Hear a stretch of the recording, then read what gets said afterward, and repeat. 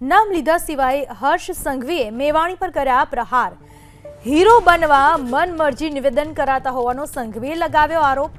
બેફામ નિવેદનબાજીના કારણે પોલીસના મોરલ પર પડે છે અસર। ડ્રગ્સ સામે લડત લડવા પોલીસનું મનોબળ વધારવું જરૂરી હોવાની વાત કરી સંઘવીએ।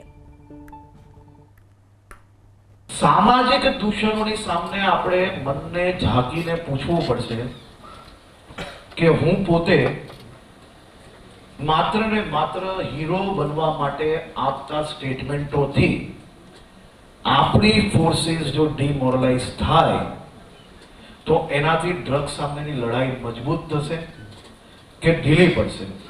મારા બધા જ સાથીઓ એ બધા જ લોકો બી સમાજના જ કામ માટે આવ્યા છે અને બધા જ લોકો કરતા જ હશે।